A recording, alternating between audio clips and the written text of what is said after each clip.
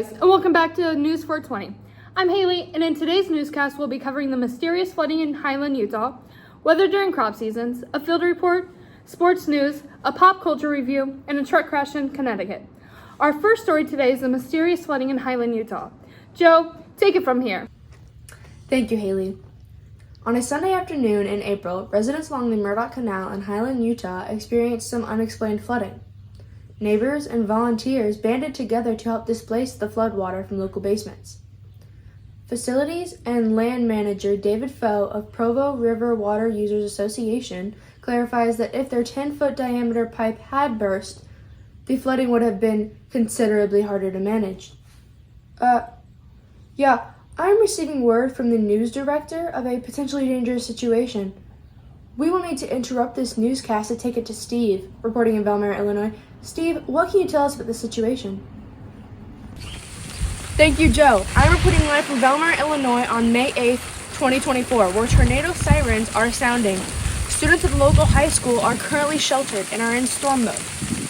Valmar, located in Monroe County, Illinois, has not experienced a storm of this size since April 15th, 2023. Storms like this occur when a center of low pressure develops with the system of high pressure surrounding it. Gusts of wind are being reported at max speeds of 100 miles per hour. We are hearing reports of golf ball-sized hail falling in the bottoms nearby. You may remember Valmar was the site of the levee breach on August 3rd, 1993, which destroyed the village and was later rebuilt on top of the bluffs. Our News 420 camera captured these photos from Ironton, Missouri. The South Ironton School looks to have sustained major damage. The National Weather Service is confirming at least one tornado in southwest Missouri from those severe storms. More tornadoes are expected to be designated on Thursday after the National Weather Service sends survey teams to locations including Ironton as well as Madison and Reynolds counties in Missouri. Once surveyed, the teams will evaluate the extent and severity of the damages. It seems that Steve is having some technical difficulties. Over to you. Hello. Today on News 420, I'm going to be interviewing a couple of people and asking them if they are ready for summer and what they're going to do this summer. Are you ready for summer? Oh, I am most prepared for summer. What are you going to do this summer? Drink tea? Crumpets? My God! He is not prepared for summer. I am excellently prepared for summer. Bro is failing all of his classes. No comment. But I'm ready for summer. Cap! Get rid of those seniors, they suck. That's fair.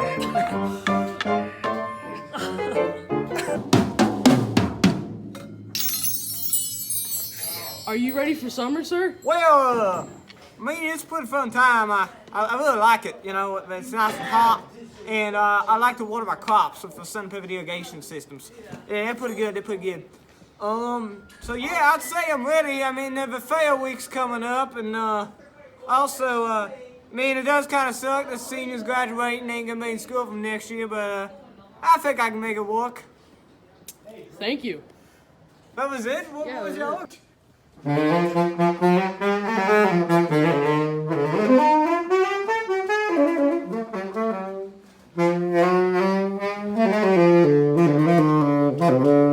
Sir. Are you ready for summer? Oh, I'm ready for summer, matey. I'm gonna board some ships, and I'm gonna play some sick saxophone music.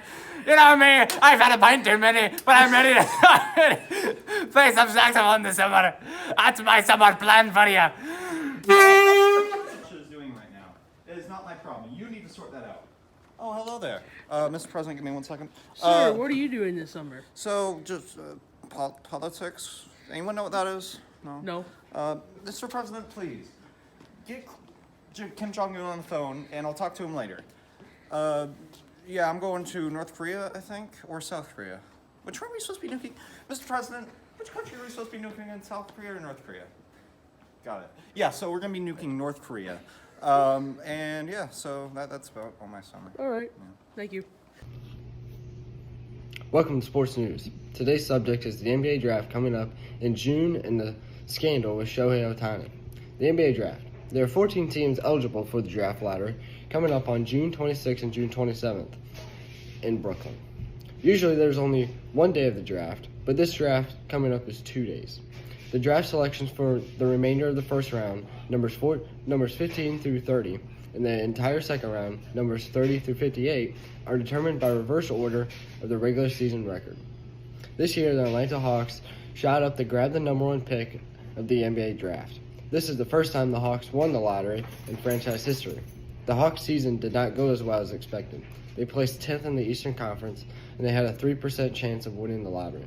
The Washington Wizards, Houston Rockets, and San Antonio Spurs rounded out the top 4. Now let's talk about MLB Shohei Ohtani. Shohei Ohtani's longtime interpreter just pled guilty to federal charges of felony bank fraud and submitting a fake tax return after authorities discovered that he stole almost $17 million from Los Angeles Dodgers Shohei Ohtani. He did this in order to pay off gambling debts from an illegal sportsbook. A sentencing date has not been set yet, but he will likely receive 33 years in prison and fines up to $1.2 million. Ohtani relied on his Japanese interpreter with everything, including answering questions at news conferences, transactions with financial advisors, and sports agents to opening bank accounts. Ohtani's interpreter even tried to impersonate Ohtani on the phone with banks. He did this at least 24 times. Before he was fired, he had interpreted Ohtani since 2018. They were always together, in dugouts, locker rooms, and player lounges. Looks like Shohei Ohtani will have to learn how to speak English now. That's all, folks. I will catch you later. Round 2 of the NHL playoffs are well underway. The playoffs are already down to just 8 teams left. The defending Stanley Cup champions are already eliminated from the playoffs. Vegas ended the season in the second wild card spot, when their captain Mark Stone went down and they started struggling bad. He made a return to the team at the start of the playoffs, but it just wasn't enough for them to pull through. After being eliminated in the first round again, the Toronto Maple Leafs have fired their head coach Sheldon Keefe. The top landing spots for Sheldon Keefe could be the New Jersey Devils, the Pittsburgh Penguins, and the LA Kings. But there are many teams that are in search of a new head coach this season, so he could honestly end up anywhere. After Tampa Bay was eliminated from the playoffs in the first round, people are starting to wonder whether Steven Stamkos will be a Bolt next season with his contract expiring. Stamkos said he would like to stay in Tampa, but he hasn't received a contract extension yet, so who knows. The contract talks have started, but they still haven't reached a deal. The NHL Draft Lottery also just took place this week, with San Jose Sharks winning the lottery for the first time in franchise history. And they get the first overall pick. Macklin Celebrini seems to be the top prospect coming out of this draft. Celebrini attended the draft lottery in New Jersey this week. The draft will be held this summer in Las Vegas on June 28th through June 29th. Now on to the NFL. The NFL draft happened back in April, and the new draft picks for each team seem to be getting settled in very well with their new teams. They seem to be visiting their facilities this week and are becoming comfortable with their new teams. Practice should be starting soon. Next season's schedules were also released this past Wednesday. The NFL's free agency was also a mess, with a lot of big names signing into new places. There were also some trade requests made by some big names who could potentially make or break a team. Bengals quarterback Joe Burrow was cleared to practice this offseason after a season-ending injury that happened back in November. Likewise, Falcons quarterback Kirk Cousins was also cleared to play in practice this season. After a season-ending Achilles injury, Cousins underwent surgery back on November 1st, and he's making his return to practice facilities. On May 10th, Bears' first overall pick, Caleb Williams, was also named the starting quarterback for next season. Morning news. In Connecticut, there has been a fuel truck accident on May 2nd around 5:30 in the morning. This fuel truck burst into flames underneath the Fairfield Avenue Bridge after a collision with a tractor-trailer and a car. The fuel truck was carrying about 8,500 gallons of gas. Highway I-95 was shut down and cars were detoured to 3 exit-only lanes. As the fuel truck was up in flames, it covered the entire underneath part of the bridge, and the bridge is going to be down for a while to be repaired from the damage. The day after the accident, construction workers were starting to pick up the concrete parts of the bridge, and bucket loaders picked up all the debris that fell from the bridge. Officials urged drivers to avoid the area and hopefully get the bridge up and running in both directions on Monday. Additionally, officials also said that there was no serious injuries to the crashes remaining under an investigation, and so far no charges have been made. The truck driver said that they had some issues with tractor trailers who don't know Connecticut, the load bridges, or taking down power lines on local roads. The U.S. Senator Richard Blumenthal said that the bridge removal and repairs could possibly cost around $20 million. This accident reminisces of a deadly one last year in Philadelphia when a tractor trailer was carrying gasoline along I-95, losing control and caught on fire, causing a section of the highway to be destroyed.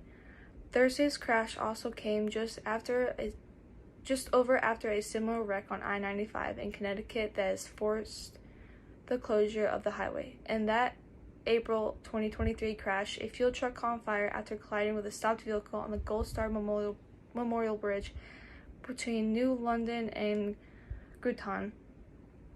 The crash shut down the southbound side of the bridge for hours while the northbound side was closed briefly. The fuel truck was killed and the driver of the crash was recently charged with negligent homicide.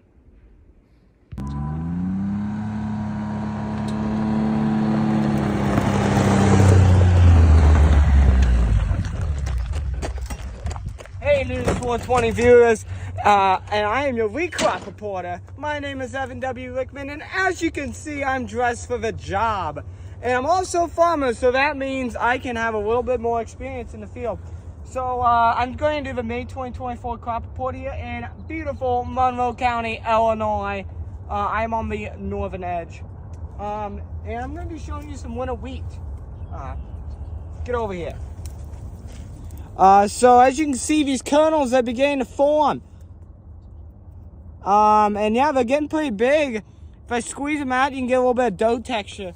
So I don't know if you can see, there's a center pivot off in the distance. That will help like water the double crop probably, because we've had a lot of heavy rain here in the last 2 weeks. Sun is shining, so that's starting to dry off around here. But the subsoil down here is still pretty saturated. So it'll definitely take a couple weeks of drying for us to get pretty dry. Now, we will harvest this probably about a month around that beginning of June time frame. That's when we're rocking and rolling on this crap. So I think that's about it for the winter wheat side of things. Now we're going to get going over here to the soybean side of things over here on the other side of the lane. Alright. Now these are soybeans.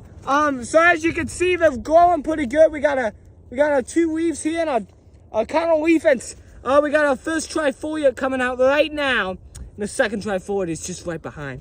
So these soybeans were sprayed with a herbicide right after they were planted. But as you can see here, there's a little weed or two coming up. That residual that we applied with that herbicide is about broken down. So probably in the next couple of weeks, we'll have to spray some more herbicide. But that is pretty much it on this. You can also see this field has another center pivot. We will use that probably during the summertime, because the summertime it typically gets hot and dry here.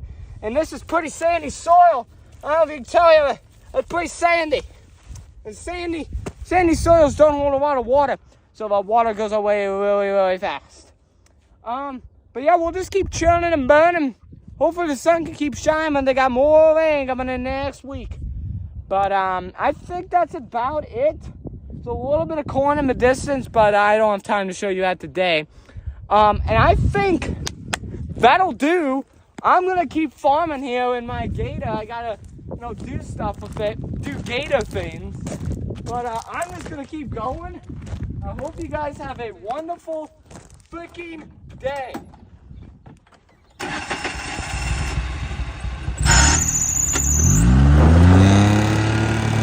Hey News 420, we have some intense drama going on in the pop culture community right now. And the first story that I'm going to cover is the divorce between Gypsy Rose and Ryan Anderson. Gypsy and Ryan got married whenever she was still in prison, and this was after her and her ex-fiance Ken, which she also met in prison, broke up. Remember him, he is important for the story.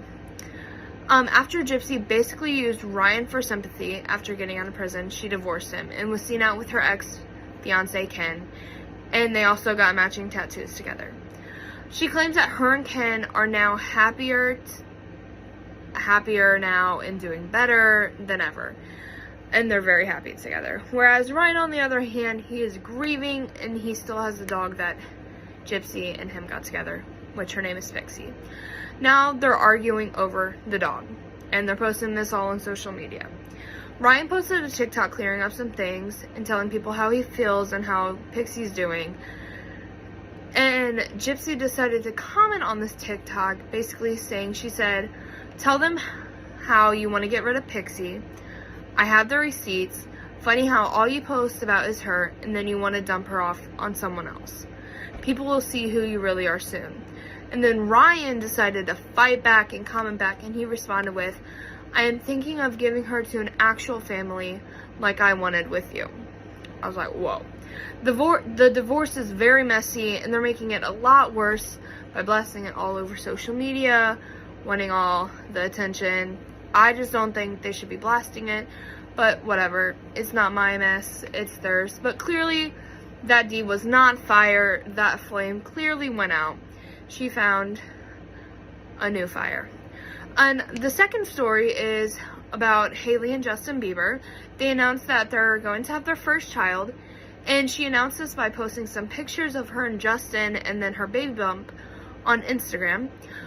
Many are happy for the couple, whereas some are not, which I don't know how to feel, because I've loved Justin Bieber since I was a kid. I'm a believer, and a lot of believers, their hearts just got broken. But no matter what, I'll always love Justin. I hope they're happy together. Just hope they have a happy, beautiful, healthy baby. Thank you for watching this newscast. See you tomorrow. News 420, we're high on providing information.